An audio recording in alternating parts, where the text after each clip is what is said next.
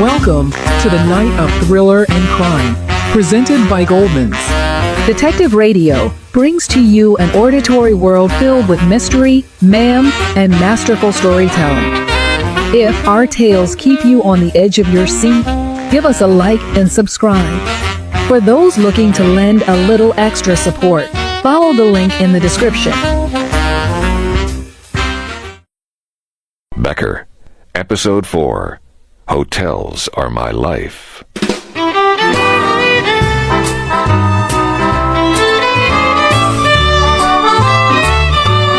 A couple of months ago, they sent out the official photographer from Toronto.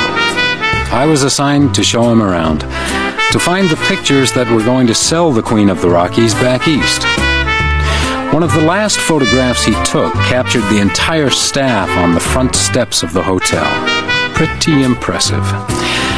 Of course, now it's hanging in an alcove where nobody's likely to see it. But every once in a while, when I need to believe I'm really part of something, I pass by and take another look. That's me, Becker, the tiny patch in the back row. I'm the house detective, and this is my home. No, Becker, I'm not suggesting that you should spy on your fellow employees. However, should you hear anything by the way, I'll report it. That's all I'm asking. If it represents a threat to the hotel, or the workers, or the guests. But it is not always up to us to judge what it represents, Becker. That the president of... Mr. Hickey! What? Hasn't anyone ever taught you to knock? How do you ever expect to manage your own hotel if you can't learn the simple... One knocks and waits for an invitation before one enters a superior's office. Excuse me, I didn't realize... Well, there's nothing to realize, Mr. Lewis. It is a simple courtesy, and as assistant manager, Excuse me? Were you going to announce me, Mr. Lewis? Mrs. Armstrong. Mrs. Armstrong. I'll take care of the lady, Mr. Lewis. Yes, sir. Would you like me to step Oh, outside? not on my account. I've only come to retrieve my necklace. Your necklace? Yes, right here in the safe, I think. That's where you put it. Yeah, oh, yes. You're planning to grace us with your presence at the tea dance, then? You should be a detective, Mr. Hickey. Oh, I doubt that Becker would agree with you. Becker? Mr. Becker is our house detective. Ma'am? Yes, now, the necklace. If you'll stand back, Becker. Absolutely crucial we keep the combination secret. Of course. Goodness. I'll have to be careful around you, Mr. Becker. And here we are. Thank you. Now, Becker, if you'll escort Mrs. Armstrong to the front desk, Lewis can complete the paperwork. Don't you think you should check the box first? Oh, that hardly seems necessary. Oh, no, he's absolutely correct. Rules should be observed, Mrs. Armstrong. Of course. I must say I'm looking forward to... They're gone! Huh? They're gone! Oh, my God! Oh, she's fainted. She's out for the count. Come out here, Sergeant. Clear the cobwebs out of your head. Hotel air can get very stuffy. You're dodging me, Becker. What do you mean? I asked if Hickey was behaving suspiciously. You really suspect Hickey, Neil? I don't have much choice. He admits he put the necklace in the safe, and he appears to be the only one who could have removed it. Why on earth is he the only one with the combination anyway? It's a badge of office to him. But what if someone needs something and he's not around? Well, they simply have to wait. As far as Hickey's concerned, the manager holds the combination to the safe, and that's it. Case closed. It's likely to close his case, that's for sure. Hickey didn't do it. Now, what makes you say that? I was there, remember? He was as surprised as she was. Well, when you find something a bit more substantial, let me know. In the meantime, Mr. Hickey is our prime suspect. I wasn't entirely open with Sergeant Drake. The truth is, Hickey had seemed quite agitated.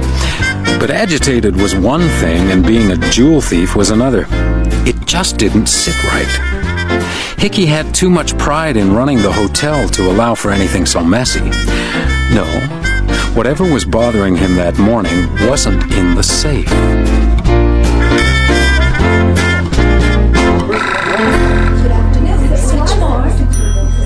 Right away, sir. Good afternoon. Switchboard. Afternoon, Mr. Lewis. Becker! I'd like to see the valuables register. Of course. Right over here. I'm calling for you now, sir. It's a terrible thing, isn't it? What? This jewel theft. Mr. Hickey suspected. Ridiculous, I think. Yeah, here you are. How exactly does this work? Very simply. One records the date, the name and room number of the guest here. The description of the object which we're putting in the safe goes on the right. Here. Then the manager signs the book and issues a receipt. And this is the entry for Mrs. Armstrong? That's correct. Seems a bit sketchy. There's no description, no signature. Totally inadequate, I'm afraid. Because? Sometimes these things happen. What things?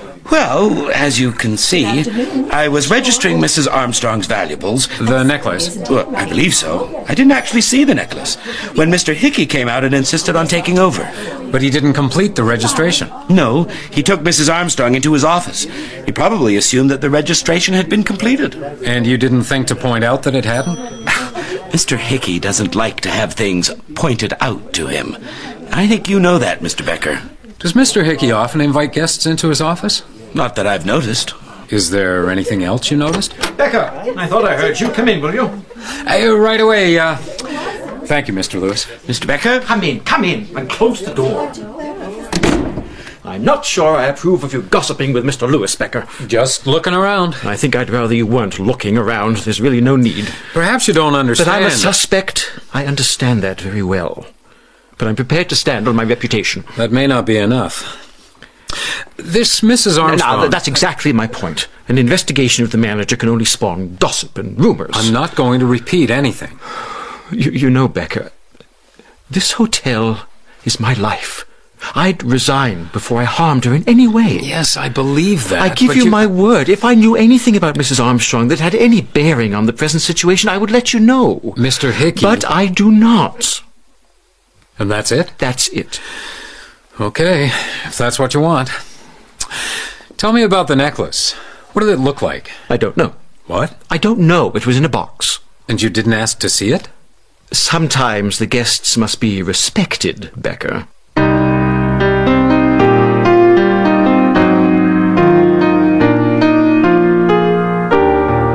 The guests must be respected.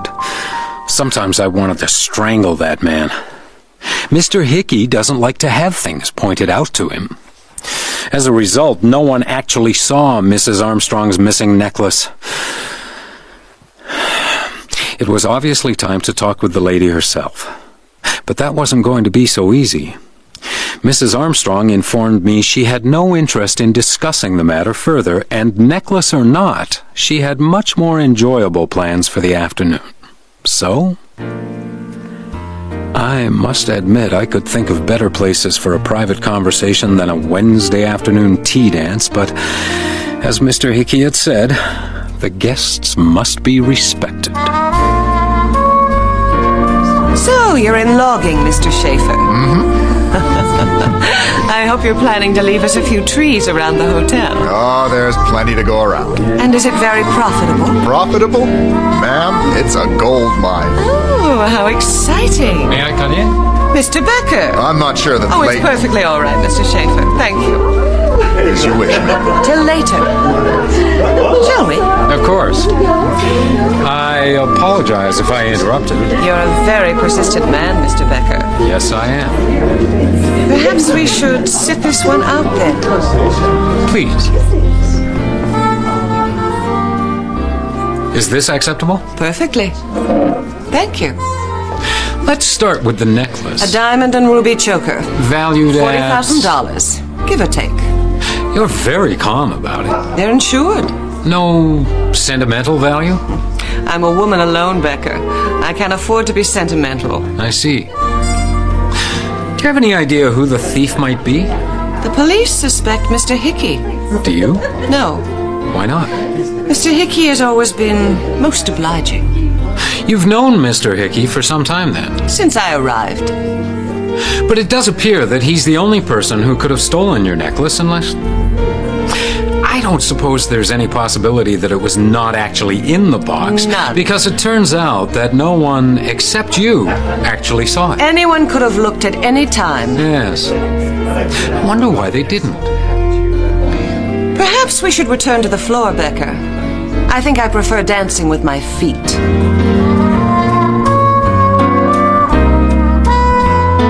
The next day, Mr. Hickey was, in the quaint Victorian phrasing of the governors, sent home to await the outcome of the investigation. Over the weekend, a blanket of silence settled down on the hotel. For the guests, of course, it was business as usual. But on the back stairs, people talked in whispers or burst into surprising fits of laughter. No one knew what was going to happen next. But it wasn't long before I was to find out. Come in, Becker. I'd like you to meet Mr. Hawkins. Mr. Hawkins. Becker! I wondered if it would be you. You know each other? Know him? Becker here was the best damn mountain guide in the province. Well, this is going to be more enjoyable than I'd imagined. What is? Mr. Hawkins is with Continental Insurance. We're investigating the Armstrong claim. Hell, if I knew you were the man on the spot, I could have saved myself the trip. I don't know. I haven't got a whole lot to report. Then I'll fill you in some of the insurance background, and we'll see where we go from there. Sounds good. Oh, it is. 4 years ago, a diamond and ruby necklace disappeared from the Hotel McDonald. That's the McDonald in Ottawa. That necklace was never recovered, and the insured was very generously compensated. I assume you guessed. Mrs. Armstrong. Precisely, Mrs. Armstrong. Now, another of her necklaces has disappeared, and it sounds like the same necklace to me. Well, as far as I know, nobody's actually laid eyes on it. Which suggests a connection between Mrs. Armstrong and Mr. Hickey. Oh, I haven't found anything. Keep looking. You'll find it. It's got to be there somewhere. Yes, sir. Now, Mr. Lewis, let's have a look in the safe. Ooh, I'm afraid that's impossible, sir. Mr. Hickey's the only person with the combination. What? Aren't there procedures? Mr. Hickey ignores them. But you have asked for it back. I didn't feel I had the authority. Well, you're now the acting manager, Lewis. You have the authority, so get that combination back by tomorrow morning. Yes, sir. Very good. See you in the morning, Becker. Mr. Hawkins? Acting manager. Well, congratulations. Thank you. It's not actually announced yet, but now, this matter of the combination, would you see to that, Becker? Me? Well, you're the man on the spot. Besides, I think you'd agree that it could be a sensitive request coming from the new manager. Acting. Of course. Of course.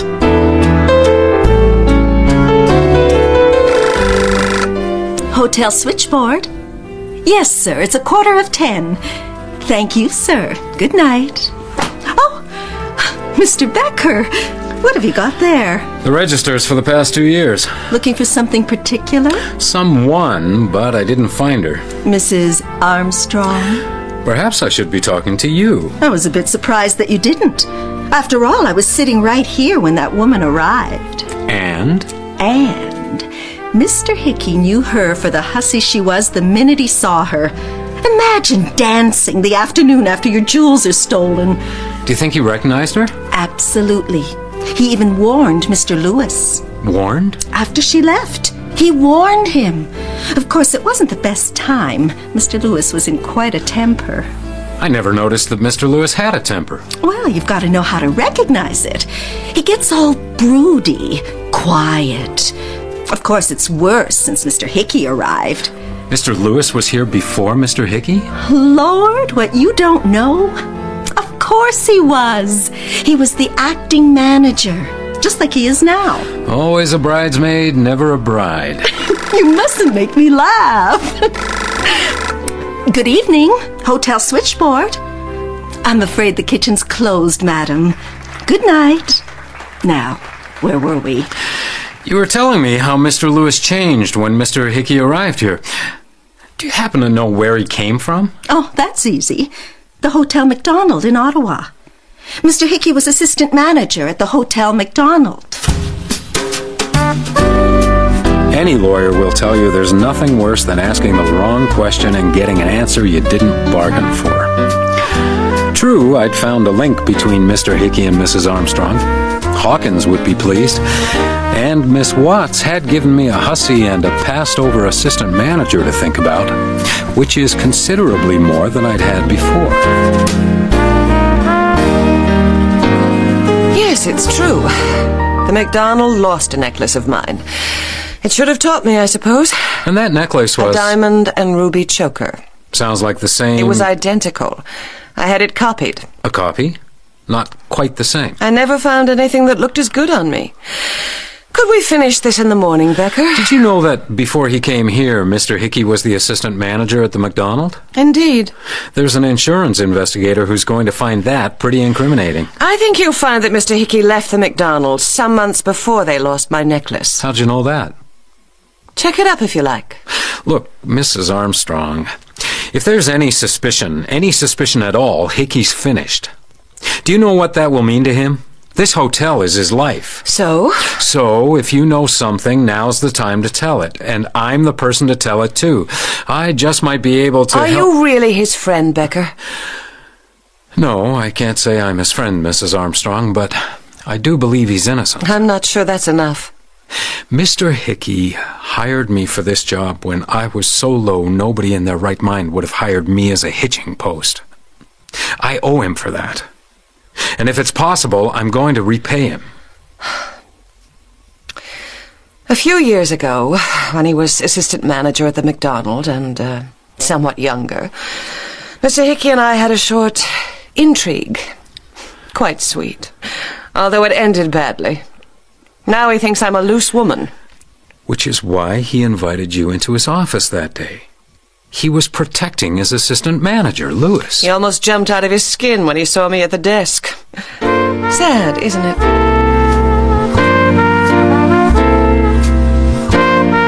It's very late, Mr. Becker. There's just a couple of things I'd like to check. All right, sit down then. Whiskey? In the office? It's one of the privileges of management. Does it make you uncomfortable? No, go ahead. So you enjoy being acting manager? Well, I haven't really had time to tell. But you've been acting manager before. For a short period. Hickey's a few years younger than you, isn't he? A few. Oh, it's always like that. You carry the can for them, and then they send out a kid from Ottawa to take over. Mr. Hickey's been an excellent manager. Until now, that is. You feel he's involved in this? Don't you? Well, it's certainly possible. It's also possible that someone might benefit from making it look that way. I hope you're not suggesting I had something to do with this. Well, sometimes you've got to try a few paths before you find the right one. Well, then I suggest you try another. Right. Oh, you're right. I hope you understand. I had to... No hard feelings? None. I appreciate your loyalty to Mr. Hickey. I hope you show the same loyalty when I'm the manager, which I suspect will be quite soon. Oh, I wouldn't hold your breath on that one. Well, why's that? Hickey will be back. Unless they find the jewels in his pocket, that is. He's got a lot of influence. I don't know. How do you think he got the job in the first place? There's something about a man who offers a whiskey to an ex-drunk. Something a bit sadistic. You don't want to trust him, and you know you're not going to enjoy working for him.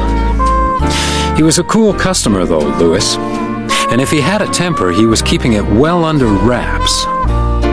But temper's one thing, and ambition's another. I was betting he didn't have the same control over that. It's 11:30, Becker. You were asleep? No. I won't stay long. I suppose you've got more questions. I've actually come for the combination to the safe. The final blow. Lewis thinks I'm hiding something, does he? It's not Lewis, it's Sam Hawkins.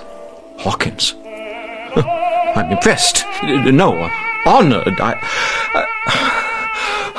What am I going to do, Becker? Hawkins is just being thorough. Yes, of course. And Lewis? Well, you know Lewis better than I do. He's an envious little man, Becker. I've never trusted him. It occurred to me that... But he couldn't. Could he? Oh, excuse me. I'll write out the combination for you. I'd like you to write it out twice. Becker? On 2 separate sheets of paper. You don't need to show me, but there's a trick. What are you up to, Becker? We're going to tie a fly. And the trick? The trick to tying a fly is to make it look so real that the fish doesn't notice the one wrong detail. Which is? The hook, Mr. Hickey. The hook.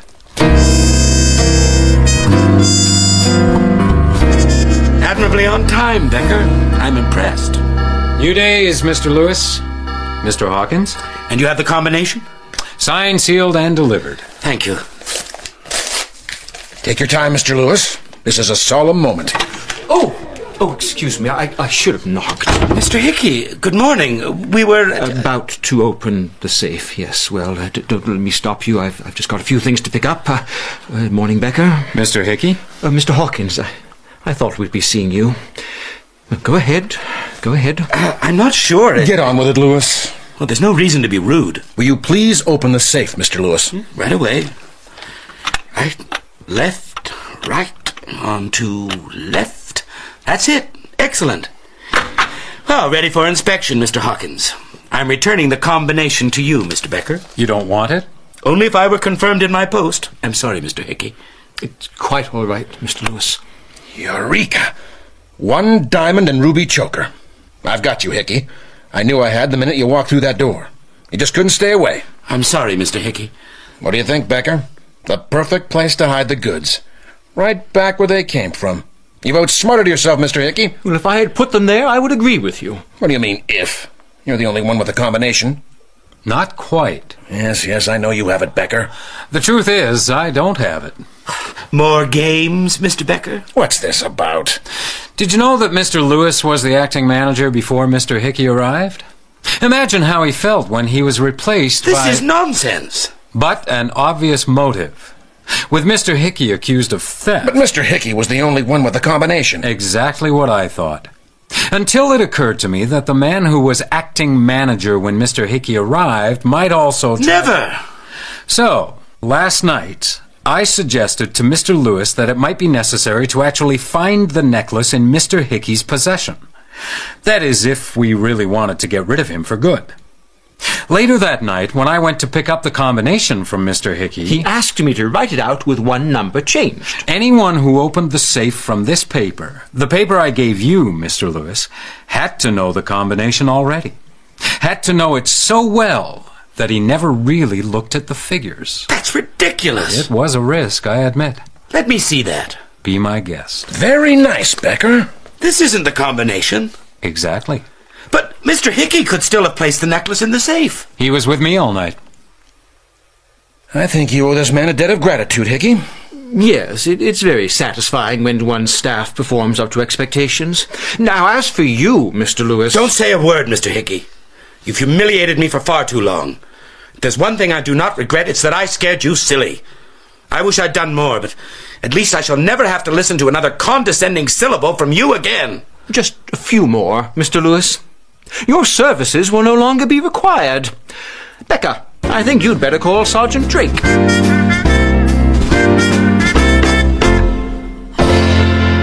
There is one thing I don't understand. What's that? I wrote out 2 copies of the combination, one of them correctly. Which I gave to Lewis. No, you gave him the one with the number changed. Oh, not at first.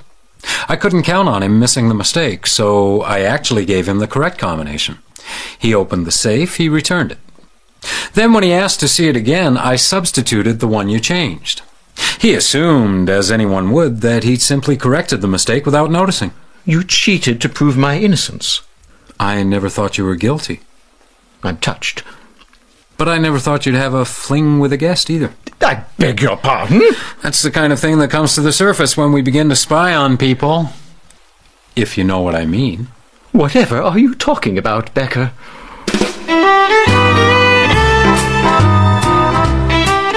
And that's as much of a thank you as I ever got from Mr. Hickey. By the next day, he was his usual self, and by the end of the week, I was beginning to agree with Lewis's assessment of his character. He was pompous, he was condescending, he was officious. So why do I continue working for him? I'm not sure. But I think of that moment sometimes, when he told me the hotel was his life and that he'd resign before he ever did anything to hurt her. I believe that's true. The Queen really is his life, and I respect that. It's important.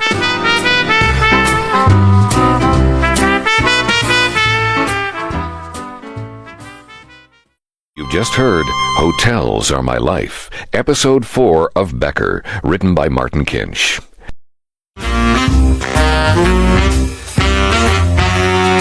Thank you for tuning into Detective Radio. We bring you new episodes of mystery, suspense, and thriller stories every week. To keep getting our updates, give us a like and subscribe and hit the notification bell. For those looking to lend a little extra support, follow the link in the description. Good night. Stay alert. Until the next crime.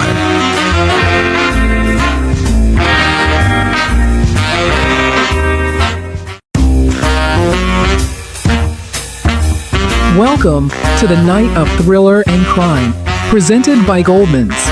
Detective Radio brings to you an auditory world filled with mystery, mayhem, and masterful storytelling. If our tales keep you on the edge of your seat, give us a like and subscribe. For those looking to lend a little extra support, follow the link in the description. Becker, Episode 1, A View of Mount Von Relling.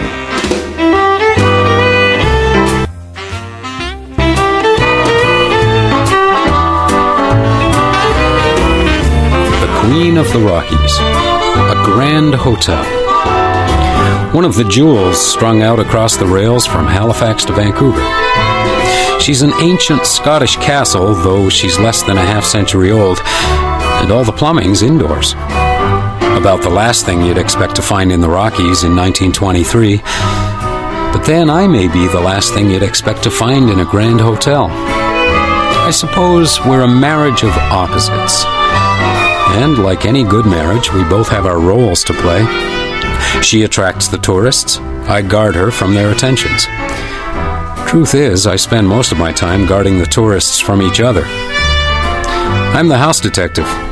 Becker's the name. Just Becker. I'm a pretty down-to-earth kind of man. Though, thanks to a fancy Eastern education, I can look presentable if necessary. I suppose that's the main reason they hired me. I don't stand out in the Princess of Wales dining room. And that suits me just fine. So, I have fought my way through the storm, my friend. And such a storm would have killed a normal man. I have reached the summit, but the final act is still to come. And so, this is the truth. Do not doubt me, Kruger. Niemals. Never doubt the word of Von Relling. I raised my arm to heaven, and I drove my axe into the mountain. I sank to my knees, and thank God, I have been the first to conquer that peak. And you, Countess, do you fit into this scene? Also on my knees, Herr Kruger. Count Von Relling. Ah, Captain West, we have not seen you so much this summer. Save the chit-chat, Von Relling. You and I have business to attend to. We do? A matter of a mountain. Ah, I see. Well, I take a cognac in the library before bed, Captain, if you would like to join me. And me? The mountains are not for women, I beg your pardon, Captain. You are drunk. No, my friend. The captain is obviously unwell, so I will be there. And I will be waiting.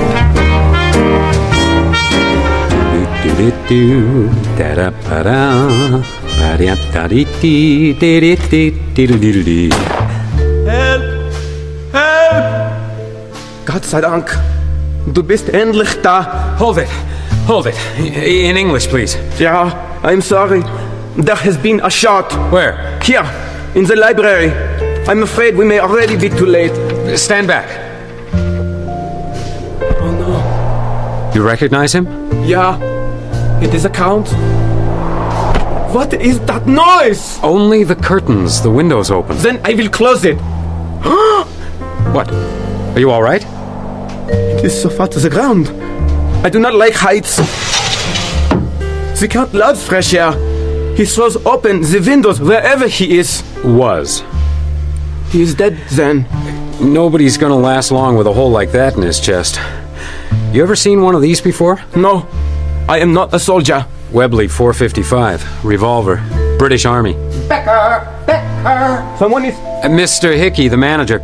In here. What is going on, Becker? Oh, it is he. Yep. Shot himself by the look of it. Don't play detective, Becker. The door was locked from the inside. The key's over there on the desk. Window was open. Yeah, but you'd have to be a bird to fly out that window.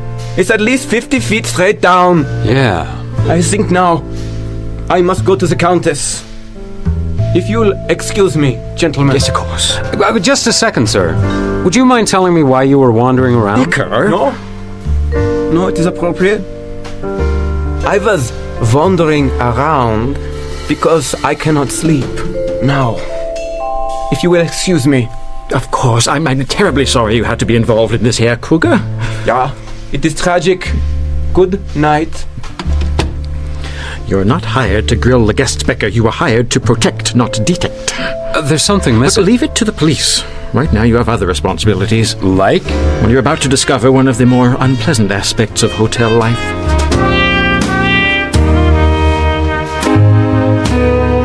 Becker, ma'am. Becker? The hotel detective. Oh, yeah. Mr. Becker. I have been waiting. The Count died earlier this evening. Oh, no. I must go to him. Perhaps I should call the housekeeper. No. I must go now. Perhaps a doctor? I do not need a doctor. Sit down, Mathilde. No. I was raised in discipline. Now I must that discipline learn again. You can tell me what happened, Mr. Becker. He was shot through the chest. It looks like your husband killed himself. I hear in your voice you do not believe this. It's not my decision to make. Do you know the Count was to meet Captain West in the library tonight, Mr. Becker? You think the captain... The Count was a great man, Mr. Becker. The world is full of small men who would tear a great man down. Well, sir, it doesn't seem likely to me that a man, whatever his size, would call out his enemy in front of a dining room full of people. This amuses you? No, ma'am, I just... My husband was a hero, Mr. Becker. I'm sorry. Yeah, I am sorry too. Now, if you will excuse me, I must go to him. I'll wait. No, thank you, Mr. Becker. Mr. Kruger will bring me. One should not spend one's last moments together with strangers. Good night, Mr. Becker. Yes. Good night, ma'am. Becker! Finally made it, did you, Sergeant? So, where's this body then? In the library. Let's go. Did you notice anything suspicious? You look for yourself, Neil. There's something I have to do. Are you going independent on me, Becker? I'll catch up with you later. Nothing you'd like to say to me first? Yeah. Try to figure out what's not there. Thanks. Oh, damn. Where's the library? Yes? Becker, what are you doing here? I'm the house detective now. Oh, is it the noise? We've got to get some use out of this old axe. It's colder than an icebox in here. That's not how it's done. Nonsense. You bang the pipes and the stokers stoke. At least that's how things used to be. Things change. They do indeed. Well, sit down. I'll consider myself well and truly warned. Out of whiskey, I'm afraid. You don't drink, do you, Becker? No. How long's it been, then? Almost 3 years. Good boy. I'm proud of you. I didn't come about the noise, Captain. Oh, you didn't? To what do I owe the pleasure, then, Becker? Von Relling's dead. Right. I suppose it wasn't an accident? It looks like he killed himself. Did he leave a note? We found him in the library. Library? You're fishing, aren't you, Becker?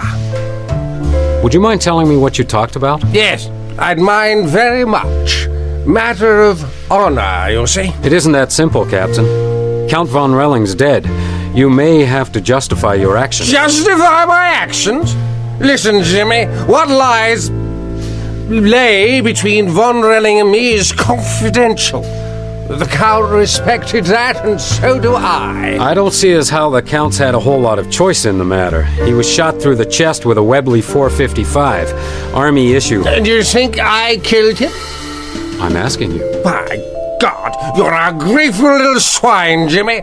I pulled you out of your own vomit, and you accuse me. I'm not accusing you of anything. I want to help you. There's no one I want to help more, but damn it, Von Relling's dead, and I know, don't ask me how I know, but I know it wasn't suicide. Something doesn't add up. That's your problem, Jimmy. The gun's your problem. Damn it, Captain, I don't believe you killed Von Relling. Help me find out who did. The man's dead, Jimmy. Go to bed, let a poor man rest. It's been a long day. Look, I want to help you. Then you'll have to figure it out for yourself, Becker. Because I can't help you.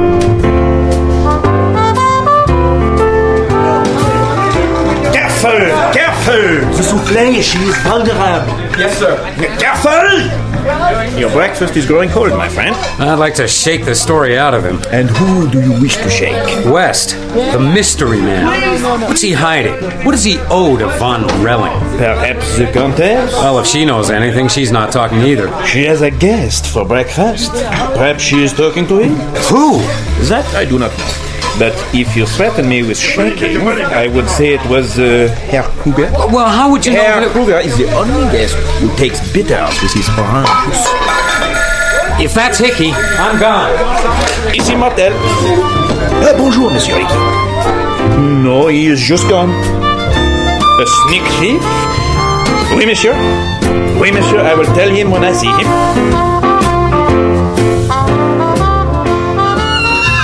She's a beauty, Whiskey Dan. Ah, Becker.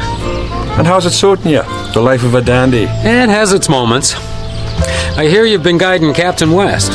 You wouldn't be playing detective with me, would you, lad? You're a suspicious man, Dan.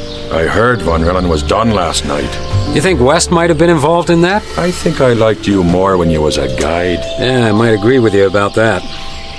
You think he was? No, I don't think he was. And if he was, good for him, I'd say. He was a terrible man, Von Relling. Him with his axe, leaving it for the world to see, stuck into the top of them mountains he climbed. What about the Countess? Just as high and bloody mighty. She was tough, though. I'll give her that. So what was it between West and Von Relling? Look, Becker, I don't know what you're looking for, but I'm taking it on faith you're trying to help the captain. I owe him a lot, Dan. And don't you forget it, boy. Last summer... You sure you don't know about this? I wasn't paying too much attention to anything last summer. Right. You weren't, were you? Well, last summer, the captain led a party up the west face of Old Needle Point. Mount Von Relling. There's some call it that. Von Relling led another. A storm came up, bloody unexpected. A real blinder. The captain and his companions were pinned down on a ledge. Somehow, Von Relling got through and beat him to the top. That's a hard loss, but I don't They died, Becker. The captain's friends.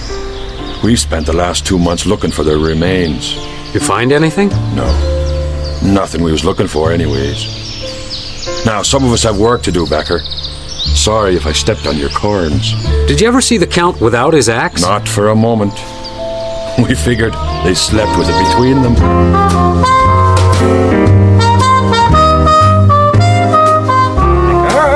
Becker! Mr. Hickey, sir.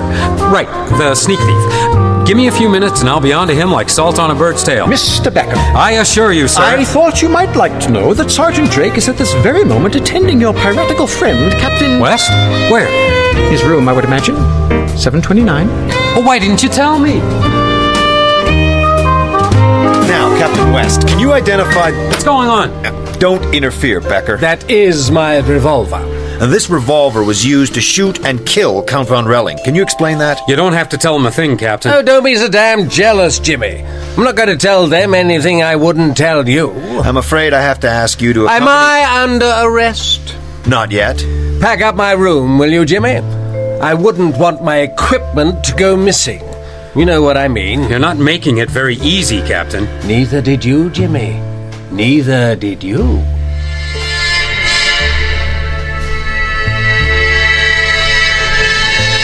It's a beautiful view. Yeah. You can just make out the peak of Mount Von Relling. It is hard not to cry. We will bury the Count beneath it. Such a fine music. I understand your friend Captain West has been arrested. He's helping the police with their investigations. Which means? Which means Sergeant Drake thinks the captain knows more than he's saying. And you, Mr. Becker.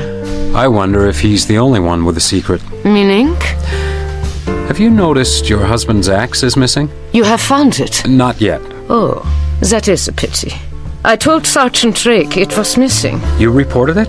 Yeah, I was hoping to bury him with it. The Count was very It attached never left his hands. Can you describe it? It was an axe like any other, except that the handle was decorated with little silver triangles. 7 little silver triangles, each one of them representing a mountain we conquered. We, Countess? I was always at my husband's side. Impressive. Are you condescending to me, Mr. Becker? Or do you believe, as your friend West, that the mountains are no place for women? I have no beliefs about mountaineering, ma'am. Let's return to the axe for a moment. As I understand it, the Count left an axe stuck into the peak of every mountain you climbed. Yeah, it was his ritual. Each succeeding peak, a new axe with one more silver triangle? That is correct. So now, there are 7 of your husband's axes littering the mountains. If that is the way you wish to see it, I think now I must return to the arrangements. Of course, of course. Oh, just one more question. Can you think of any reason your husband might have feared Captain West? No. He thought West was annoying, but... So West wouldn't have anything on the Count? On the Count? Something that might bring him down. Evidence. Of what? Well, that seems to be the problem. I promised to pack up the captain's room. I suppose I was wondering what to look for? Are you asking me to accompany you? I guess that's asking a bit much. Let me give you some advice, Mr. Becker. My husband was a great man. Do not join the ranks of dwarfs who would attempt to tear him down.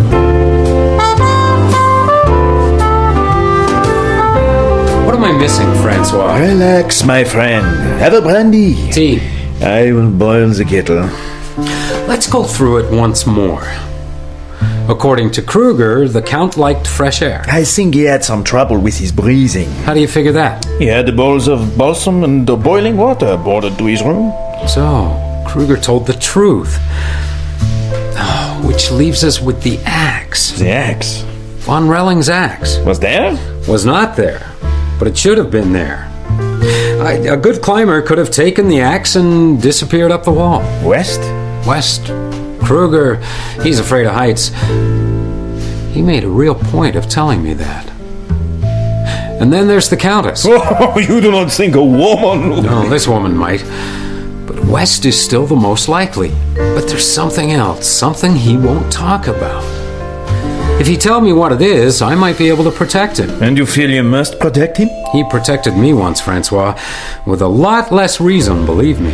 What if you discover that he is guilty? I just don't believe that he is. Nobody calls out his rival in front of a dining room full of witnesses. No, it's the axe, Francois. Find the axe, and you find the killer. Have you checked the captain's room? No. No, but I was in his room right after... Oh my God. The radiator. He was banging on the radiator. You have remembered something. Yeah. Yeah, something I wish I hadn't.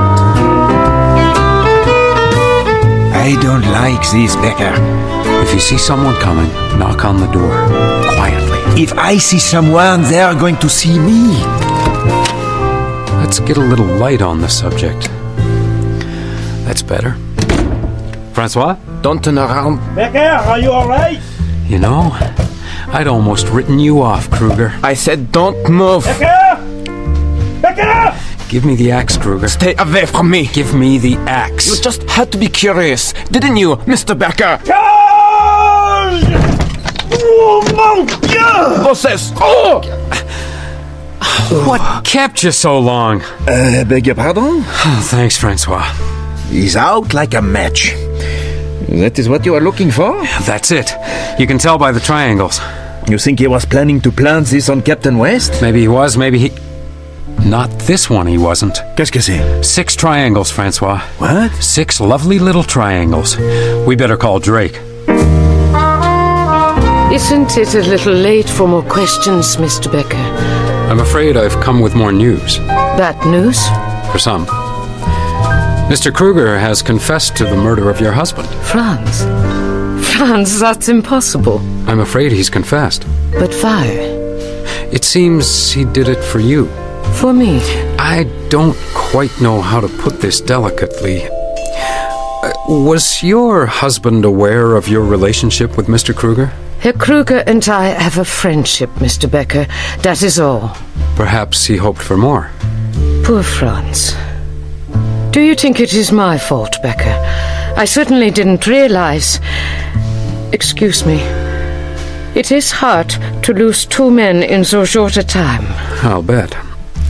Sergeant Drake will be around early tomorrow to take your deposition. I am suspected? I'm sure you'll be able to convince him that Kruger acted alone. Good night, Countess. Good night, Mr. Becker. I'm not sure if I should thank... Oh, I forgot. I left something out here. The sergeant wanted to ask you to identify this. You got this from Herr Kruger? He attacked me with it. Is it... Yeah, it is Otto's. You're positive? You have to be absolutely sure. Yeah, the little silver triangles. It is Otto's axe, for sure. Kruger must have gone out the window, scaled the wall to another window, climbed in, and doubled back to discover the body. Perhaps it is time to put your cards on the table, Mr. Becker. Let us see what you have. 6 triangles, Countess. 6 lovely silver triangles. Can you beat that? I don't understand. This axe, the one you just identified, has 6 silver triangles. Not 7. 6. You know what that means? I don't know. If I remember the ritual properly, Countess, this axe should be driven into the granite atop Mount Von Relling. It's my guess that Captain West found it hidden a good deal lower. Your guess, Mr. Becker? That axe never made it to the top, Countess. And your husband didn't either. And what does that prove? Herr Kruger has already confessed. Well, I ask myself, why would you identify that axe as the axe your husband took to the library? You knew that axe had one more triangle than the one you're holding. The triangle from Mount Von Relling. Why? It's late. I'm tired. I may have... Because you'd prefer to send Kruger to the gallows than allow a stain on your husband's reputation. Because it's my guess that if Sergeant Drake searches this suite, which he will, Countess, we'll find the second axe. The one you used to climb out the window of the library. You believe you have all the answers, don't you? Pretty well. But I'm still curious about one thing. Why would a great mountaineer like your husband... A great mountaineer. How you men assume the best of each other. Von Relling didn't deserve a single one of his little silver trophies, Mr. Becker. I planted those axes. Von Relling told the stories. When the snow drove me back from the peak, it didn't matter to him. His myth demanded a victory, and he claimed it. But you cooperated. The Von Rellings are very conventional, Becker. I had to hide behind the Count's skirts if I wanted to climb. And yet you killed him. I arrived at the library at 11. Captain West had just left. Apparently he believed that Otto might prefer suicide to being unmasked as a cheat. He'd agreed to remain silent, and, like a gentleman, he'd left Otto with the means to accomplish the task. A Webley 455. Exactly. But like everybody else, he overestimated Otto. Otto didn't want to die. He'd prefer to confess, to dishonor both of us. Could I climb after that, Becker? He was taking the mountains away from me. So, I shot him. Sometime later, there was a knocking on the door. Someone had heard the shot. I suppose I panicked. I grabbed the axe and let myself out the window. And Kruger? Kruger had nothing to do with it. Until he looked out the window to find me hanging on the wall.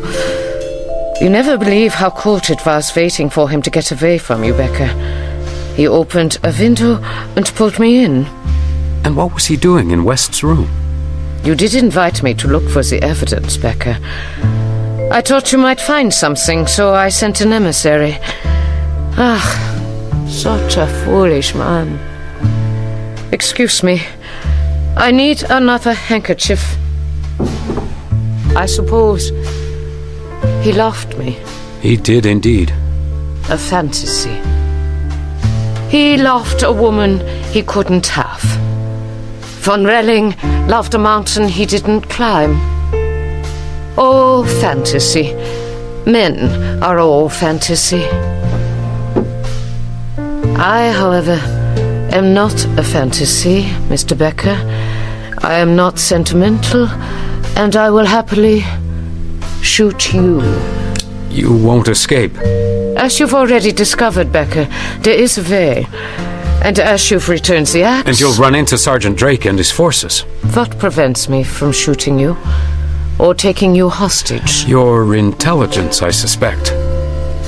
They rarely hang women in Canada. You may have a few chances to escape before you find out. This isn't one of them. Then, for the moment, I must surrender. You may take the gun.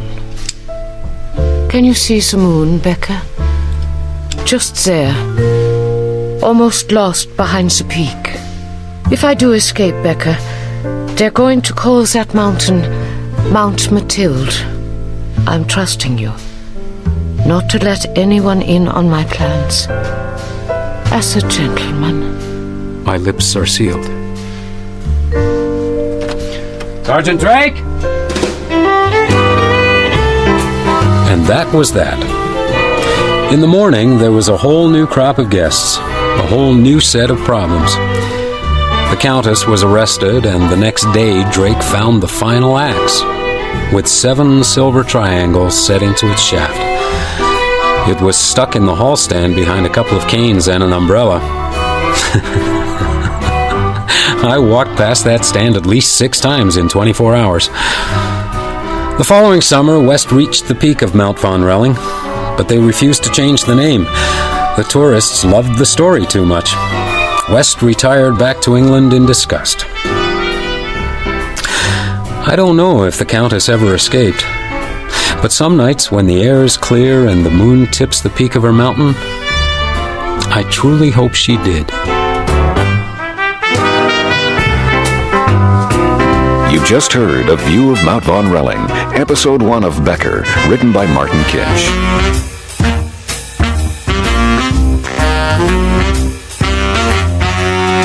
Thank you for tuning into Detective Radio.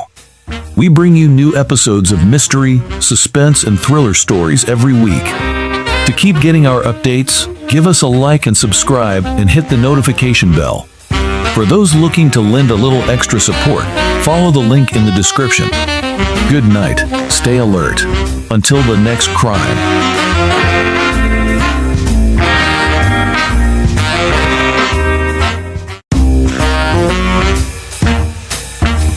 Welcome to the night of thriller and crime, presented by Goldman's. Detective Radio brings to you an auditory world filled with mystery, mayhem, and masterful storytelling. If our tales keep you on the edge of your seat, give us a like and subscribe. For those looking to lend a little extra support, follow the link in the description. Becker, Episode 2, The World of Mary Hunter.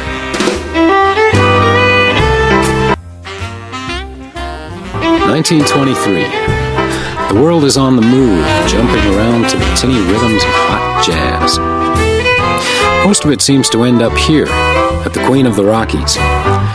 Princes and princesses, politicians and statesmen, the gods and goddesses of the silver screen. We get them all, and we treat them all like royalty. You get what you pay for here at the Queen, which is good because you're going to pay a lot more than most of us can afford.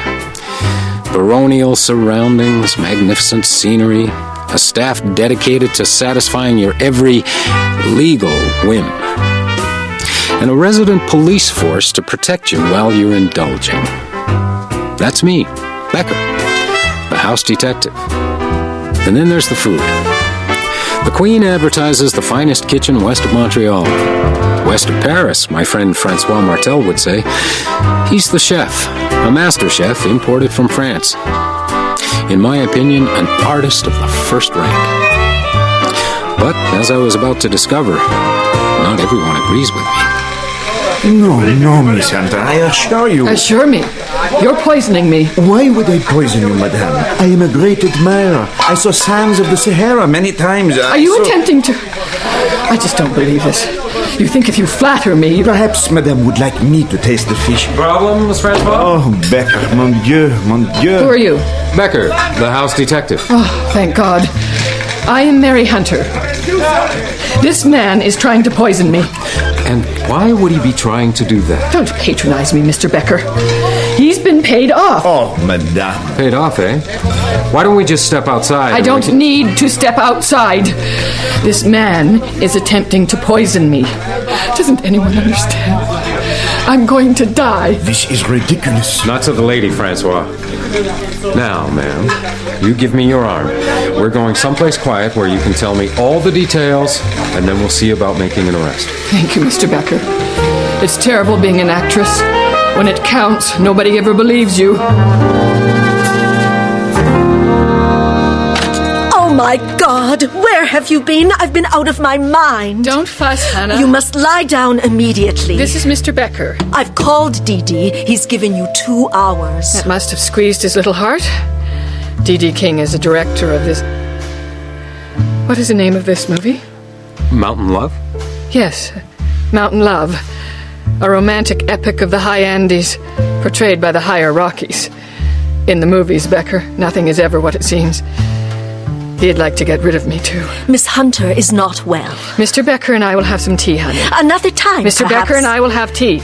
I have to get you ready. I will not be treated like a child, Hannah. Now, please, leave us alone and make some tea. Yes, Miss Hunter. Why is it all so difficult now? Hannah is very loyal, Mr. Becker. She's looked after me for centuries. Why don't we sit down? Yes, that's an idea. Thank you. Would you pour me a glass of water? There's a carafe here on the table. Here you are. That's very soothing. I feel quite safe with you. What makes you think you're being poisoned? Isn't it obvious? I don't know you, Miss Hunter. Very well. I'm losing weight. I'm exhausted and shaking.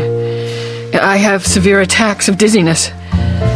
Other things are happening to me which I'm not prepared to discuss with a stranger. Have you seen a doctor? Why would I do that? Well, at the least they could tell Bunch you... of good-for-nothing parasites, Becker. They'll tell you anything you want to hear. This D.D. King, why would he want to get rid of you? I'm wasting his money, Becker. Money is very important in Hollywood. But he wouldn't have the courage. Then who? The chef, for one. He's working for them. He sends me food. Beautiful, tempting delights. You have no idea. I wonder how it feels to die. Like a soft pillow descending over your face. Do you know Othello, Mr. Becker? It was my last performance on the stage. Hannah says it was the most perfect moment of my career. Lying back in a wedding dress, surrounded by candles, waiting for the end. May I have another glass? The master calls, and I must obey. Will you help me, Becker? They want you on set. I'm very, very tired. Becker? I'll help you, Miss Hunter. Thank you. Now, I would like a short nap. There's no time. Oh, Lord. You can go now, Mr. Becker. She's fallen asleep. Could you tell me what's in this glass, Francois? Water? It is evidence. I took it from Miss Hunter's room. It made her quite drowsy. And you have brought it in the kitchen? Sacre bleu, you are a crazy man, Becker. Keep your hat on, Francois. We're going outside. Come on. The rabbit hutch? Oh no, Becker, you cannot test your poison on the rabbits. Bonjour, mes petits. Excuse me, Mr. Becker. They want you to go to 417. They say it's urgent. That's Mary Hunter's. Yes, sir. There's a disturbance. Oh, mon Dieu. Go through the kitchen, Becker. Thanks, Francois. See if one of your little friends wants a cocktail, will you?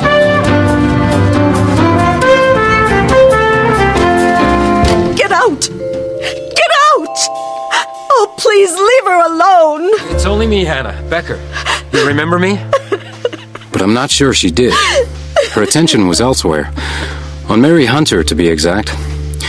The actress was stretched out on the couch much as I'd left her, except that now her head was resting on a white satin pillow and her eyes were open, wide open. Whatever had caused the pain behind them had disappeared, and its departure left the actress very peaceful. Don't touch her! And very dead. All right, Hannah. Take it easy. I couldn't protect her from everything. Oh, why did I have to go out? You weren't here? I went to Mr. King's office. She wasn't going to be able to work. She fell asleep. You saw her, and she never woke up. Oh, God, I wasn't here. Why don't I take you somewhere where you can lie down and rest? No. I have to fix her up, get her ready. No one can see her like this. A great star looking like this. I'm afraid you're going to have to wait for the police. No one! I didn't like the idea, but I left Hannah with the dead actress. Truth is, I didn't have the authority to do anything else. Well, at least I could be sure she'd keep the tourists away. For the moment, I had to inform the police. In the middle of a mountain range, that could be more than a little difficult. And why is Sergeant Drake unavailable? Trouble up country. That's all the constable would say. You don't seem to understand the gravity of the situation, Becker. Sir? Well, let me lay it out for you. An extremely famous actress appeared this morning in our kitchen and accused the hotel, in particular our chef, of attempting to poison her. Francois did not poison it. Quiet, Becker. I know perfectly well that you think me a fool. However, not even I believe that Monsieur Martel is a secret poisoner. I'm sure he'll be glad to hear it. However, the public might not be as trusting of Monsieur Martel's culinary intentions as I am. Not to mention that if the Queen of the Rockies comes under suspicion, I will most certainly be looking for a new situation. And I don't fancy myself as the oldest bellboy in the country, Becker. So, find out who killed Mary Hunter, Becker. Or you're going to be looking for another job as well. Now, do I make myself clear? Unfortunately, I didn't have much to go on. A frightened woman who believed she was being poisoned, now dead, maybe poisoned. A glass of water which might tell us something, and an overprotective companion who wasn't protective enough. Well, I figured I'd check out Hannah's alibi, and while I was at it, I'd take a look at the director, D.D. King. Perhaps he was more courageous than Mary Hunter thought. Oh, you're not... I was having a shower. Yeah, I noticed. Miss... Cantrell. Raina Cantrell. And you're... Becker, the hotel detective. Invite the man in, kid.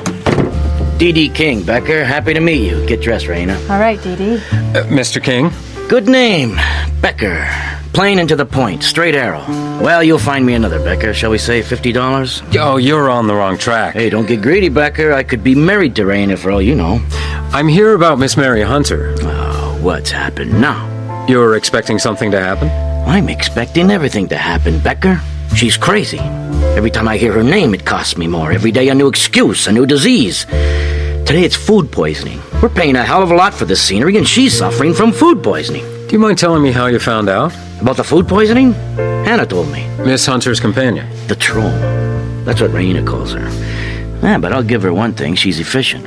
If anyone can get Mary Hunter up and running, it's Hannah. Miss Hunter was difficult. Miss Hunter is an aging actress whose career is sliding rapidly. Which means? A star. If she's a real star, has one perfect moment, Becker. One moment that the fans clutch to their heart. The trick to survival in the movies is to recognize that moment and to recreate it over and over again. The trouble is that as you get older, it becomes more difficult. And Mary Hunter... Mary Hunter is coming to the end of an overextended engagement. If it wasn't for Hannah, she'd be touring Idaho by now. And look, off the record, Mountain Love is a last-ditch attempt to squeeze a few more drops out of the lemon before it dries up completely. The best thing she could do for me is to really get poisoned. The publicity just might sell this turkey. Can you tell me how many times you spoke with Hannah this morning? Well, she called early, asking for a couple of hours. I think Mary was exhausted at that point. Then I called her. Then around 9, she came around. I guess she figured she needed the personal touch to sell that cock and bull story about poisoning. Poisoning? Hasn't Mary got over that yet? Meaning? She makes it up. Remember last time, Dee Dee? It was Bobby. Yeah. Well, I think you can tell your boss not to worry, Becker. It's not quite that simple, Mr. King. Mary Hunter is dead. Oh. Oh, no. Dead? Poisoned? Oh, no.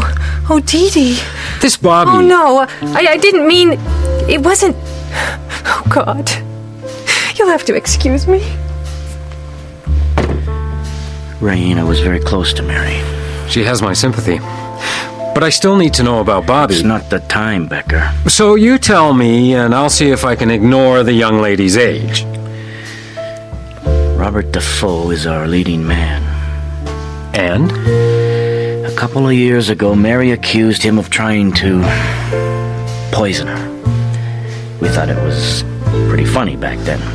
You want to save me some walking and tell me where to find him? Try the hot springs. He won't be too hard to spot.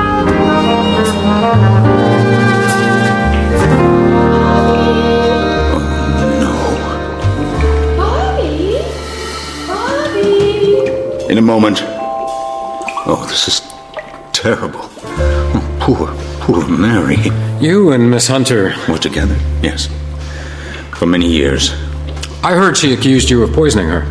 That was years ago. 2 years, I heard. You mind telling me why? Yes, I bloody well do.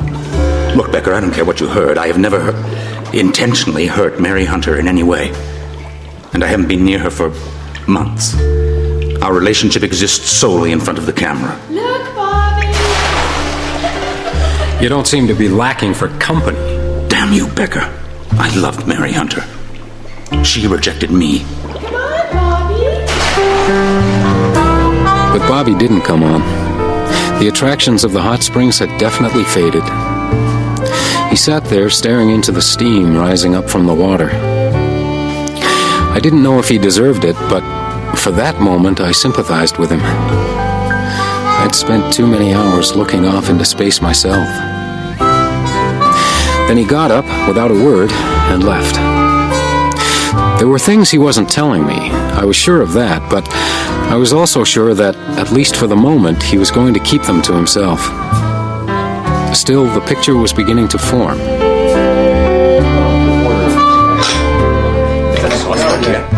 Becker, there you are.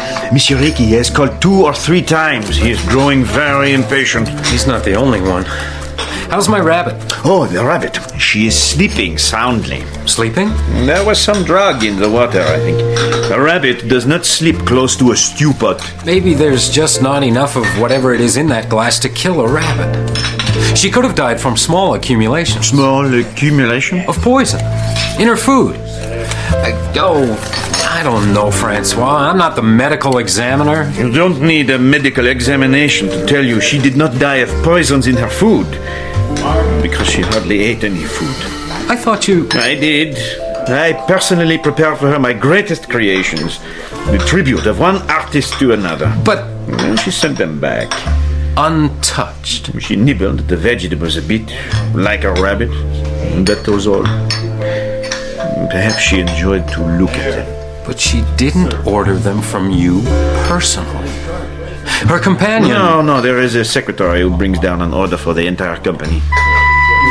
Tell Hickey I'm on my way. And for God's sake, at least save the rabbit! Mary Hunter was probably taking drugs. Considering their effect, I'd bet on morphine. As for her fear of being poisoned, it may have all been in her head, but it began with Bobby Defoe. Hannah's story checked out. Almost. She had visited the office that morning, but there was no way to confirm she had been there at exactly the same time the actress died. I suppose I might have accepted it, but I I found it so hard to believe that a woman as devoted as Hannah was to Mary Hunter would have left the actress alone, particularly after the scene in the kitchen. Which brings us to the meals. Why had Mary Hunter ordered a succession of fancy meals? And why had she returned them untouched? I figured they might be an important piece of the puzzle. What I hadn't figured was that events were about to throw another suspect onto the table.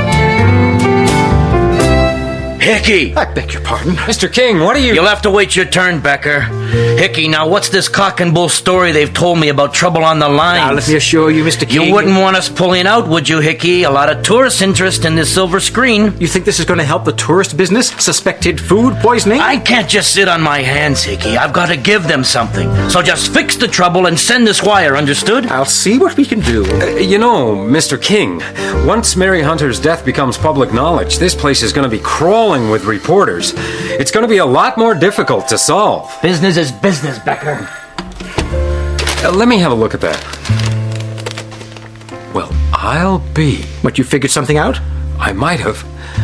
In the meantime, hang on to that telegram. But what if he comes back? I don't know.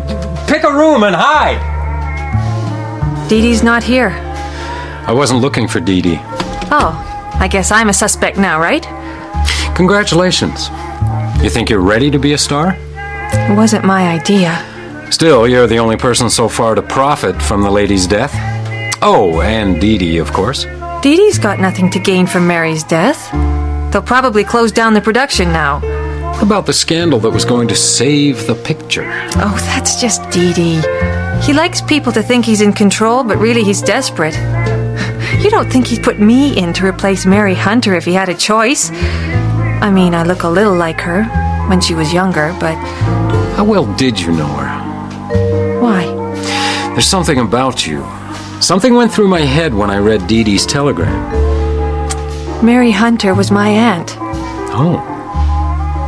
Why don't I know that? She kicked me out. Kicked you out? Yeah. I used to live with her. She practically brought me up. So what happened? Nothing. Raina. She became convinced that Bobby Defoe was after me. And you were how old? 13. 13? Kids grow up fast in Hollywood, Becker. Besides, there was nothing in it. She sent me away anyway. A couple of weeks later, the troll dropped off a leather case filled with everything I'd ever given Mary. Little things I'd made at school, letters. And she had no reason for her fears? No. Well, maybe a bit. I guess you can see I like older men. But she didn't have to kick me out. I mean, she could have warned me. She was like my mother. She should have been fair. And that's when she accused Bobby Defoe of poisoning her. Oh, no, that was a couple of years later. I was 15 then. Do you think she might have been on drugs? I don't know. She didn't believe in them. But there was something wrong with her. Like? I don't know.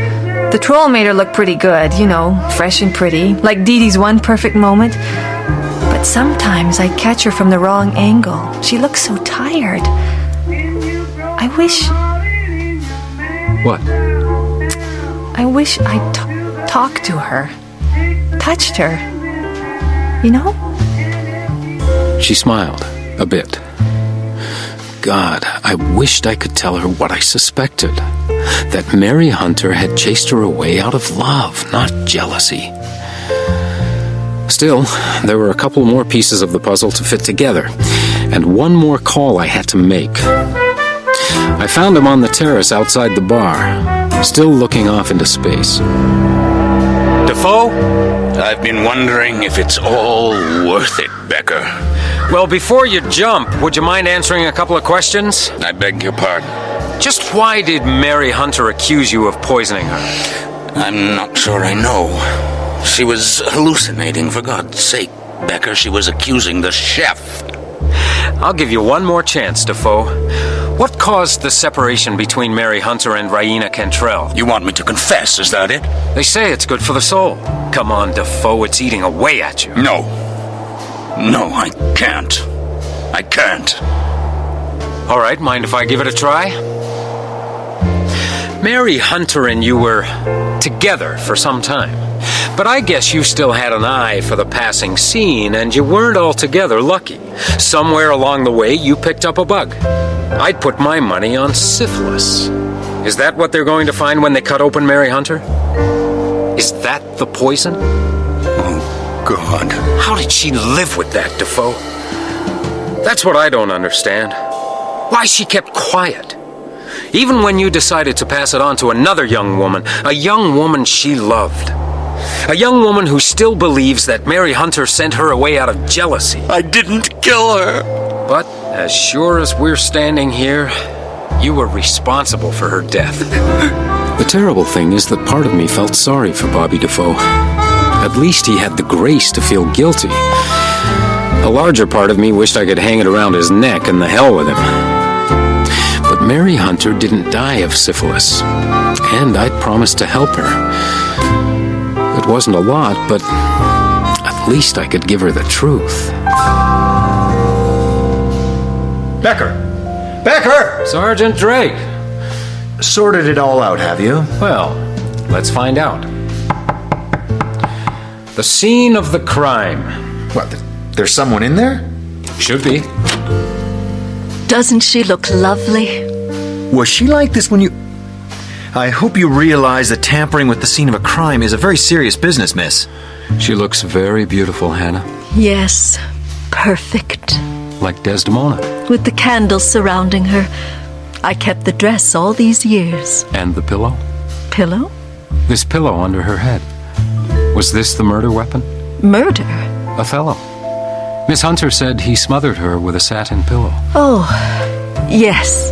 This one under her head? Please don't touch that. It's very delicate. I only wanted to show it to the sergeant. You'll disturb her. She's not likely to mind, miss. I'll just slide it out. Leave it alone. You killed Mary Hunter, didn't you, Hannah? No, she just came to the end. But you helped her on a bit, didn't you? With this pillow. You smothered her. No. Becker? The pillow is wet. She couldn't help it. She was sick. She drank, then the water dribbled. You saw her yourself. But I didn't see this pillow, Hannah. Not until after she died. You see these little punctures and tears in the fabric? There in the center of the wet spot? Mary Hunter bit into that. No. They'll find threads between her teeth, Hannah. No. Oh, God, no. This isn't working, Becker. Let's wake up the doc and get on with the job. No, please, don't. Not yet. They're gonna find out, Hannah. But I didn't have any choice. I had to. She was sick. But she never saw a doctor. How could she? A big star like Miss Hunter. Think of the scandal. But she was in pain. I gave her medication. I looked after her. A few grains of morphine when she needed it. For 4 years I looked after her. I kept her beautiful. She believed they were poisoning her. She almost stopped eating. She refused her meals. But you continued to order. A star must have a healthy appetite. But she no longer trusted me. She began dosing herself. She took more and more. I couldn't stop her. I tried to control her. But she got away. She accused the chef. She didn't understand. The movies depended on her. She was a great star. People worshipped her. She had no right. What happened after I left this morning, Hannah? Hannah, Miss Hunter was asleep. She looked so beautiful, so peaceful, almost free, like Desdemona, waiting for the end. Perfect, but it couldn't last. So you picked up a pillow and you smothered her. Cold-blooded murder. Please leave her alone now. Don't tell them what I told you. She belongs with the angels. I'm sure that's where she is, Hannah. Come on then, miss. Of course, they couldn't leave her with the angels. The murder of a movie star makes good copy. The wicked world of Mary Hunter. Dope and sex and wild mountaintop orgies. As for Mountain Love, the movie, well, it and most of its players got run down by the discovery of sound. Except for Miss Raina Cantrell. She would have made her aunt proud. But if you're a movie fan, and most folks are these days, you know that, don't you? You've just heard The World of Mary Hunter, Episode 2 of Becker by Martin Kinch. Thank you for tuning into Detective Radio. We bring you new episodes of mystery, suspense, and thriller stories every week. To keep getting our updates, give us a like and subscribe and hit the notification bell. For those looking to lend a little extra support, follow the link in the description. Good night, stay alert. Until the next crime.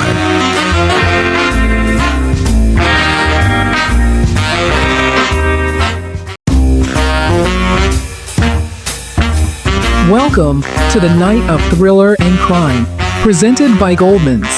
Detective Radio brings to you an auditory world filled with mystery, mayhem, and masterful storytelling. If our tales keep you on the edge of your seat, give us a like and subscribe. For those looking to lend a little extra support, follow the link in the description. Becker, Episode 3, Pearl.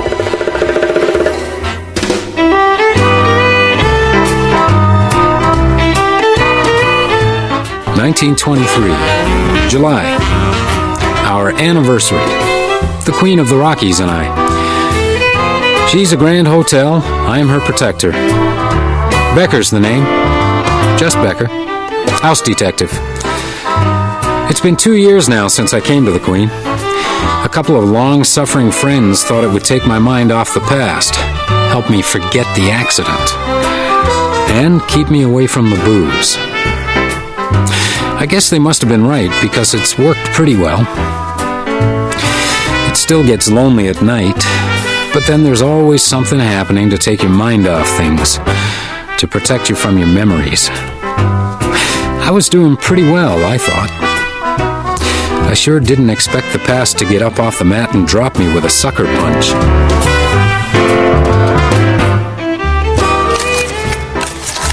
Hey, 9:45, Francois. Kitchen's closed. Don't say another word. The coffee's on the stove and I am finishing as quickly as I can. Well, if you stopped scrambling eggs in a double boiler and got out the old frying pan... You are a barbarian. Oh, sacre bleu. Martel ici. Oh, Madame Skivers. We are preparing your dinner again.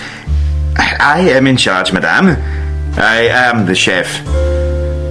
As you wish, madame. Good night. What's the problem? The problem, my friend, is that I am a chef, an artist, not a clerk. So? So the room service clerk is sick. He has the flu. So I don't know how he makes it work, Becker. For me, it does not. The preparation takes time. The waiters grumble. They are afraid of losing their tips. And when the meals are ready, what do you think? The waiters have disappeared. The trays pile up by the door. You see? The food grows cold. Now, Madame has been waiting for almost an hour. His dinner has disappeared. Ah, there you are. No, Monsieur Hickey. It is not my fault. I don't know how I am expected... Oh, not now, Monsieur Martel. I'm afraid you're going to have to abandon that coffee, Becker. There's a disturbance in 503. Senator James Randolph. Oh, you know that, do you? Very good. What you don't know, however, is that a few minutes ago, a young lady, a Miss Pearl Hardy... Do you know Miss Hardy? No, I must have missed her. Pity. I suspect she's more your type than the senator. Well, Miss Pearl Hardy called to inform me that the senator had, as she put it, just dropped dead. Then I better have a look.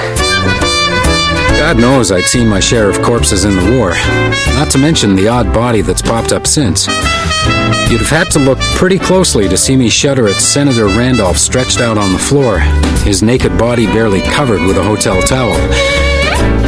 But you might well have heard my heart thump when I looked up at the girl.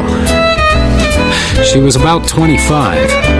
She'd obviously dressed quickly, and she hadn't given a thought to her makeup. Her lips were quivering and her hands shook, but her blue eyes shone out from her pale face and she managed a crooked smile. It was that look that did it. For a moment, she might have been the twin of a woman I once knew. A woman I was trying hard to forget. I must look a fright. You look like a lady who's just had someone drop dead in her lap. How'd it happen? I don't know. He got up to go to the bathroom, that's all. He was telling a joke, laughing, and then suddenly he seemed to lose his breath. He leaned forward to grab the back of that chair. I thought he was going to sit down, but he just kept leaning further and further, and then he was falling, and the chair snapped. And you were in bed the whole time? You didn't move to help him? I didn't realize. It was very quick. Quite a feast you were planning. What? Scrambled eggs, fruit salad, champagne. Mum's 87. You mind? Go ahead. Shouldn't let things go to waste. Ooh, coffee's cold. Well, nothing stays hot forever. I'm sorry. I say these things. Your friend was a United States Senator. He was important then? Yeah, you could say that. Rich? Look, Miss Hardy, if you're even thinking about profiting from the senator's death, forget it. The hotel has rules against it. Rules are for chickens, Becker. Oh, I'm sorry. It's not the right place for a joke, is it? Rules are for chickens. Oh boy. I'd heard that before. It's not that I'm a stickler for the rules, anybody's rules, but I'd been around long enough to know that people who expressed that particular sentiment in that particular way were riding full tilt towards the cliff. Pearl Hardy may have been tough, but she really had no idea what she might be getting into. For the moment, I had the overwhelming desire to forget that body lying on the floor and protect her. Are you serious, Becker? You want me to lock her up? There's no evidence. He was out for a good time, that's all. And what do you think she was out for? I think that lady's been working your hotel. You didn't know it and it's got your goat. The senator was a very important married man, Neil. He died in the arms of a very young woman, not his wife. She's already figured out that someone's going to pay to keep her quiet. If it happens, call. We'll throw her in a cell. For the moment, however, she's free. You do realize that this girl may be in some danger. Senators are very powerful in America. Becker? Protective custody. For a few days. Look, there'll be a medical examination and then the case will be closed. What's this desire to protect her, anyway? I don't know. She struck a chord. Well, if you want to lock her up, I guess you'll have to prove the senator was murdered, and she's not going to thank you for that. You notice a red mark on the senator's upper left arm? I told you, I haven't got the medical report yet. Well, let me know when you do. You got an idea? No more than you do. But I'm still looking. They say the Mounties always get their man. What they don't tell you is how long it takes them. He was right about one thing, though. I was going to have to prove that there was more to the death of Senator Randolph if I was going to stop Miss Hardy from digging herself in deeper. For the moment, however, I had to put that aside and check in with Mr. Hickey. Nothing's ever simple. Oh, come in, Becker. Glad you could make it. I'd like to introduce Mr. Harrington. Mr. Harrington? Mr. Harrington is Senator Randolph's deputy... executive assistant and attorney to the Randolph family. I understand you found the senator. Not exactly. Not exactly, Becker? Senator Harrington had a guest. A woman? I believe that's true. What exactly was going on? Oh, you'd have to ask the lady. I will, if you tell me who she is. I'm not sure that we should. Senator Randolph was the chairman of the Senate Committee on Foreign Relations. That's the United States Senate? Yes, Becker, that's the United States of America, on whose interests Senator Randolph is visiting your charming country. If it comes out that the senator died in bed with a young lady, it would prove the end of some very delicate negotiations. Negotiations which could be crucial to the future of the civilized world. And the people with whom you're negotiating, they'd pull out on a question of personal morality? They'd pull out on a question of security, Becker. Now, I'd like to meet the young lady, and I think she'd like to meet me. Everyone has their price? Becker. I'll take her the message. You do that, Becker. Good day, Mr. Hickey. Oh, yes, good day.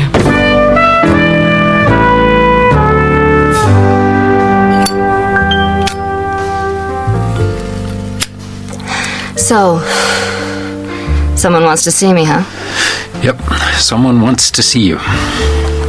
But you better think twice before you decide you've found the end of the rainbow. Worried about me, Becker? Look, Miss Hardy, a man died last night. You were with him. And you think that... Oh, Becker. I wouldn't ask for a penny. Because you know you won't have to. It's my job to protect the guests, Pearl. Them or me? Both. But I've got to tell you that right now, I'm a lot more worried about you. That's all that it is? What do you mean? I thought maybe you had a bit more than a professional interest. Let's stick to the subject, Miss Hardy. You're messing with some very powerful men with very strong reasons to ensure you keep quiet. All the better for me, if I were looking for a payoff, that is. Now, why don't you relax? Call room service. Lemon tea for me. You can have whatever you want. Lemon tea? With a spoonful of sugar, every chance I get. Not coffee? Too bitter for me, Becker. I'm a very sweet lady. Come here. Let me show you. It had been a long time. 2 years now since I'd been with a woman, since I'd felt the need. I was on the edge, that's for sure. Ready to dive. If it wasn't for that damned lemon tea. That tea she had every chance she got. The tea that wasn't on the senator's table. For a moment, I tried to push that out of my mind, to forget my suspicions and accept her offer. I was saved by the bell. Hello? No. No. I'm sorry. This is room 609. Anything? Just a wrong number. Where were we? We were discussing your future. Oh, is that what we were doing? Well, you remember what I told you about rules, Becker, and chickens. So, my meeting, where and who with? So, this is the young lady. Mr. Harrington? Will you join me in a drink, Miss Hardy? One of your fine whiskeys, perhaps. You Canadians are so refreshingly liberated in your attitudes to alcohol. Lemon tea, Mr. Harrington. Very wise. If you'll excuse us, Becker. Miss Hardy? I'll be fine, Becker. I'll be over by the bar. Your friend looks after you like a jealous lover. Puritan Special, Becker? Sounds good. I've got a new shipment of Havana cigars. No, just a drink, Keith. Coming up. So, what's the story on the senator? I'll tell you when I hear it. You ever seen that girl before? She the one? Keith. All right, Becker. I saw her last night. And the night before. Pretty, isn't she? Reminds me of someone. Always drinks lemon tea. Always wears the same dress. That's odd, don't you think? The tea or the dress? That girl's got class, Becker. She's 3 dresses a day. Did you see who she was with? Old geezer last night. Probably American, bourbon and water. The senator, right? Couldn't keep his hands off her. You got any idea when they left?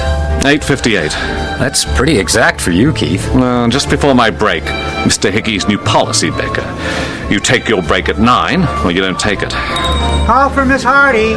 Call for Miss Hardy. Over here. Now that's interesting. Give me one of those Havanas, will you? And keep an eye on the girl. My pleasure, Mr. Becker. Hey, Jimmy. Jimmy, hold on for a moment. Hey, Becker, where you been? Here and there. Yeah? Well, you must have been more there than here. What can I do for you, Becker? Just a little information. I don't know, Becker. There's a cigar in it for you. Havana? The real McCoy. Let's see. When I get the information. You don't expect me to give out without I inspect the merchandise, do you, Becker? Well, okay, but... Havana. Very nice. I'm ready to be corrupted. That message you just delivered. Her name's Miss Hardy, a girl with it, if I do say so myself. Where did it come from, Jimmy? A waiter. Which waiter? How should I know? Well, you work here, don't you? You don't understand these guys, Becker. They got the brains of a flea, the conceit of a maitre d', and they don't share their tips.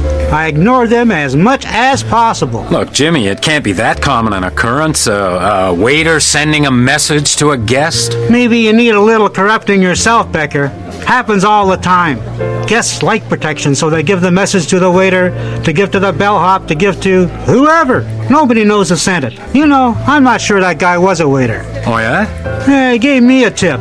He could be an exception. Yeah, and pigs can fly. Yeah, well, okay, thanks, Jimmy. It wasn't really worth the cigar, but go ahead. You don't want to know the message? What's that gonna cost me?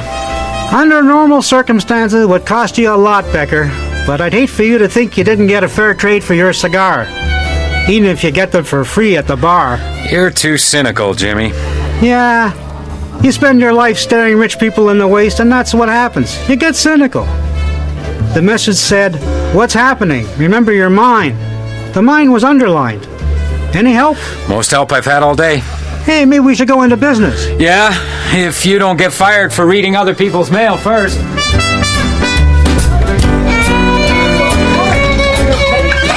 No, Becker. I do not wish to discuss this meal again. Last night I listened to Mrs. Skivers. This morning I listened to Mr. Hickey. I understand, Francois. I just want to know if you remember the menu. Scrambled eggs, compote de fruits. Fruit salad? Fruit salad, champagne, Mom's 87, coffee. Sacre bleu, Becker, it is only a meal. But that particular meal turned up in Senator Randolph's room.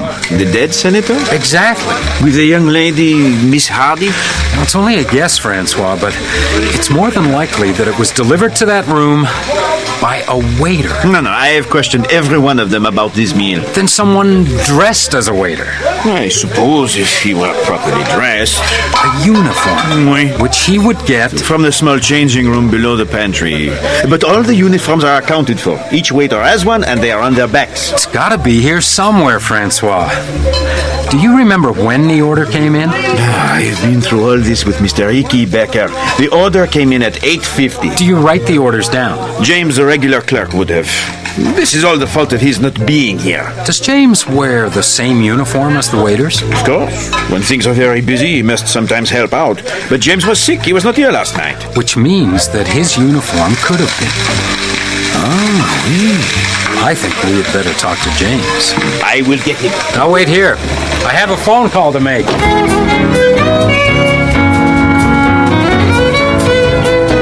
It only took a couple of minutes to get the information I needed from Sergeant Drake.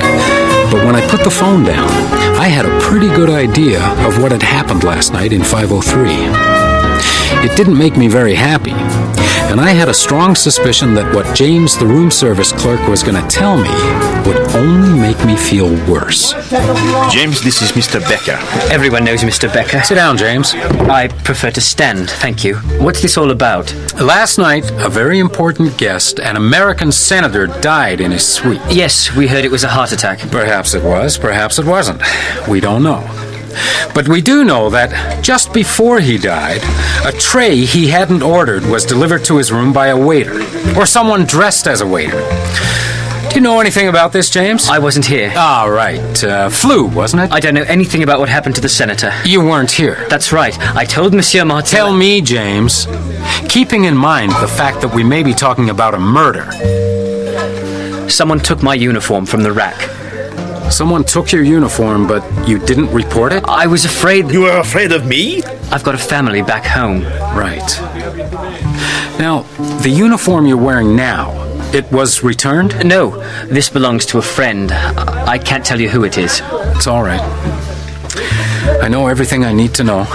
And I won't be... With any luck, you'll have your clothes back tonight. And we will forget that this happened. But the next time... That's all. Go back to work, James. Yes, Monsieur Martel. Thank you, Mr. Becker. Oh, Becker. Poor James. I prefer to stand.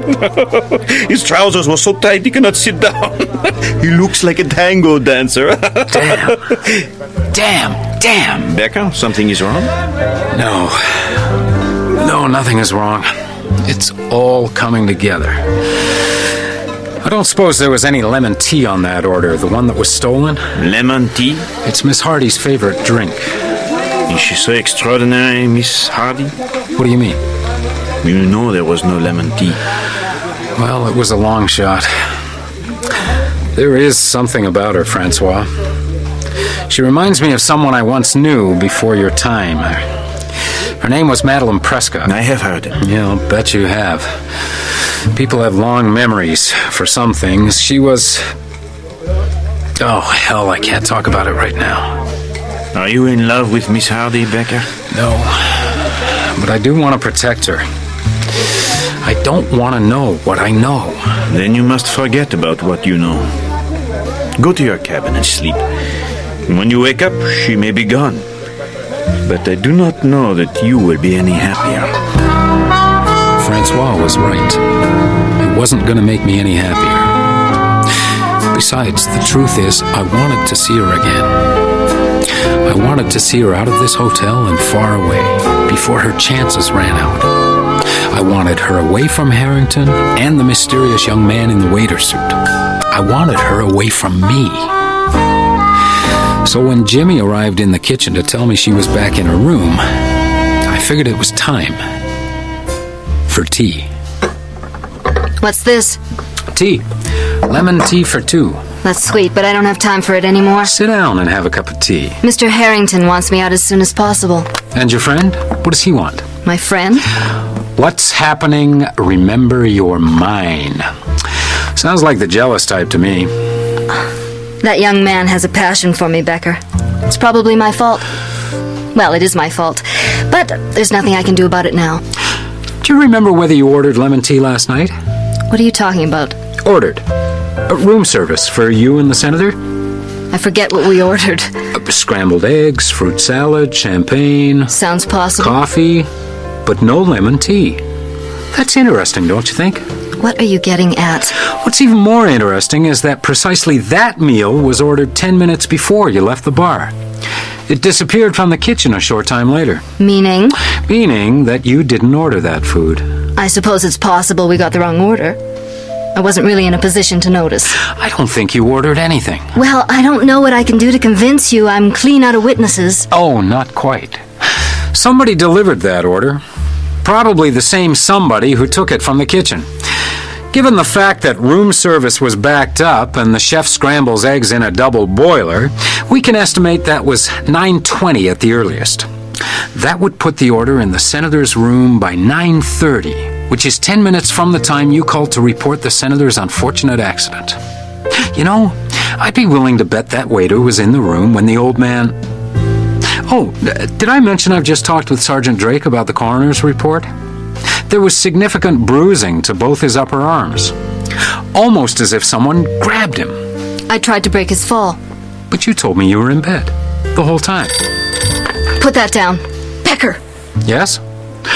No, you ain't got the wrong number, kid. We're very busy right now. You know what I mean?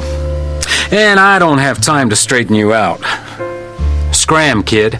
I'll be looking after the lady from now on. Why'd you do that? I guess my curiosity got the better of me. You're ridiculous. I've got to go. I'm afraid you just lost your last chance, Pearl. Besides, I think it would be polite if we both were here when he arrived. What makes you think he'll come? He'll be here. In the meantime, why don't you entertain me with the real story? Why don't you entertain yourself? Okay.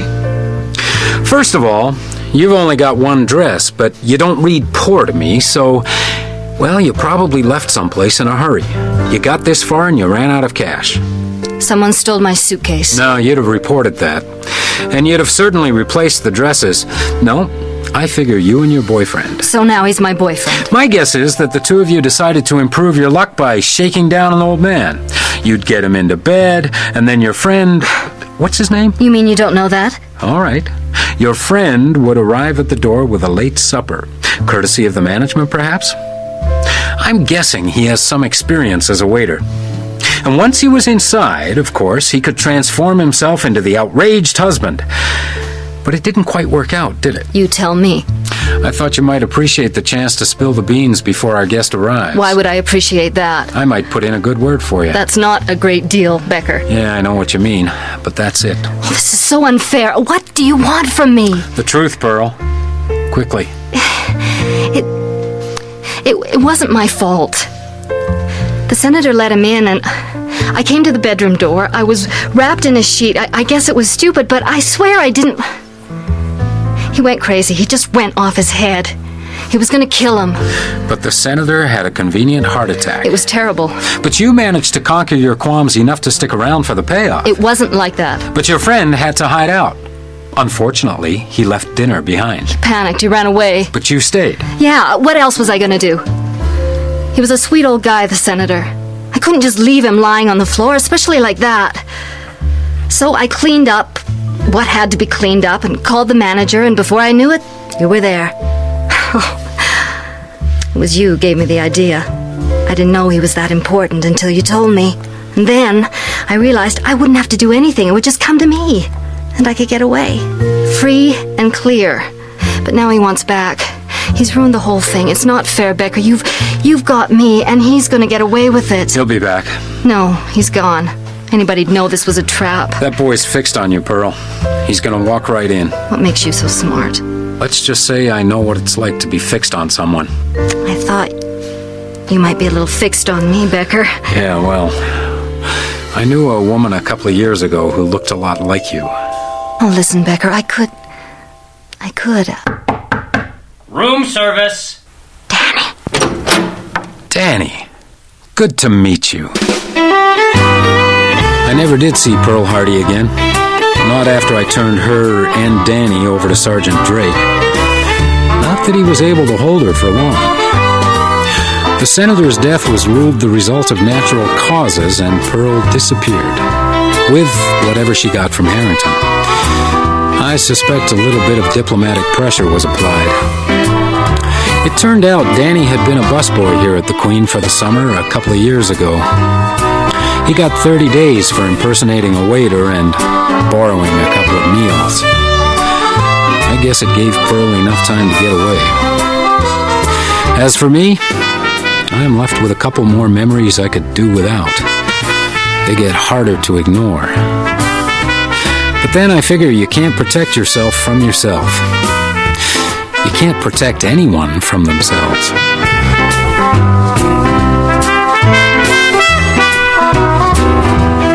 You just heard Pearl, Episode 3 of Becker, written by Martin Kinch.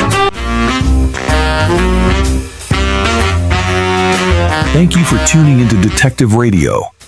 We bring you new episodes of mystery, suspense, and thriller stories every week. To keep getting our updates, give us a like and subscribe and hit the notification bell. For those looking to lend a little extra support, follow the link in the description. Good night. Stay alert. Until the next crime.